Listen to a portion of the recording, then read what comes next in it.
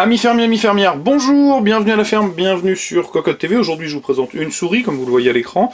Il s'agit de la toute nouvelle Argon qui nous provient d'Ozone. Ozone, vous les connaissez, on les suit régulièrement, une marque assez intéressante, puisque d'un rapport qualité-prix tout à fait correct, voire même très très correct. Donc il s'agit de la nouvelle Argon, qui existe en deux versions, et que nous avons donc reçue en version Ocelot World. Ce qui signifie qu'elle a la caution d'un super PGM, que je vais vous présenter après, et donc qu'elle fait appel à des couleurs un petit peu différentes, et dans sa livrée noire et orange, je la trouve tout simplement très jolie. Mais ça n'engage que moi.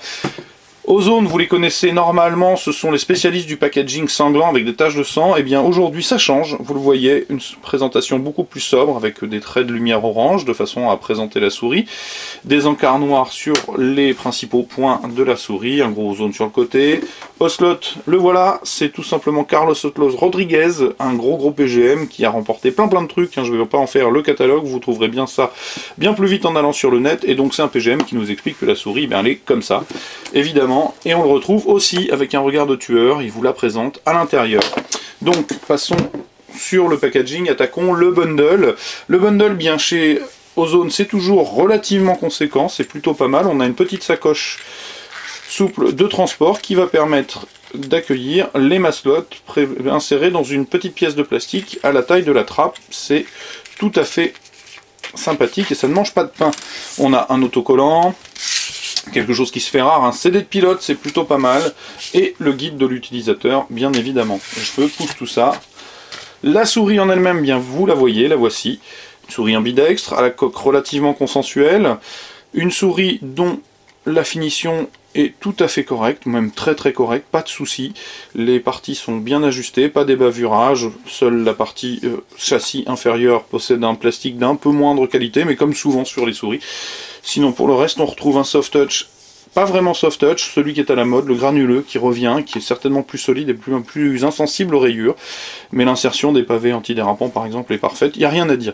Donc, vous le voyez, elle est branchée, je vous ai présenté de suite le rétroéclairage, c'est assez simple, rétroéclairage qui fonctionne sur deux modes, un mode breezing et un mode illuminé, et bien évidemment vous pouvez l'éteindre, et ce sera à peu près tout. Donc on retrouve le OZ sur la coque à l'arrière, en remontant, une fente accueille les boutons de DPI, la molette, je le dis de suite, c'est le point faible de cette souris.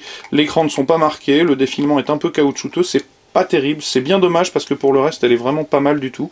Les switches larges, dont un est badgé Ocelot World, avec des clics, j'allais dire, avec des switch home run évidemment, donc quelque chose de plutôt large, tuilé, assez pratique.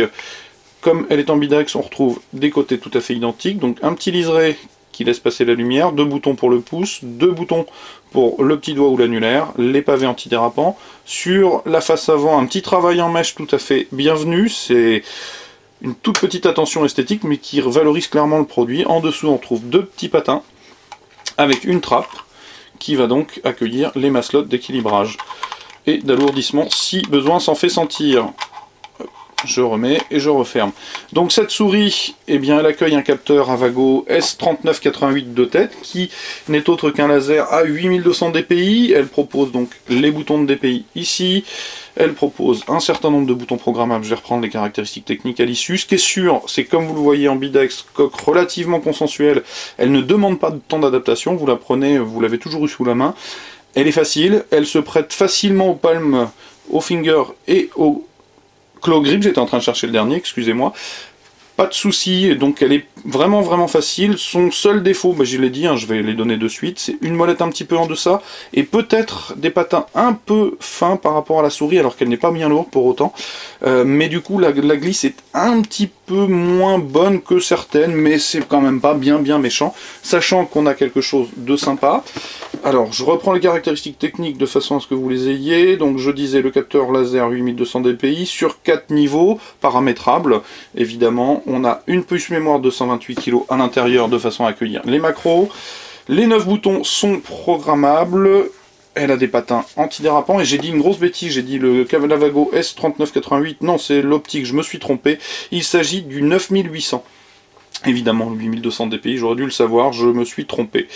Elle n'est pas bien lourde, à moins 225 grammes, largement, lorsqu'elle est vide. Donc une souris tout à fait sympathique, parce qu'au final, elle a à peu près tout d'une grande. Le soft est très simple, mais tout à fait complet, et permet de faire à peu près tout ce qu'on a à faire avec une souris.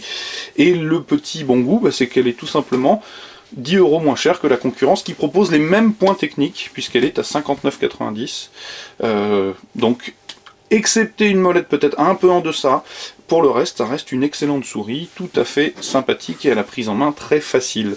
Donc, il s'agissait de l'Ozone Argon Ocelot World sur Cocotte TV. Je vous invite à venir lire le test écrit qui paraîtra prochainement. Comme d'habitude, je vous souhaite une bonne journée et comme d'habitude, je vous dis au revoir et à bientôt.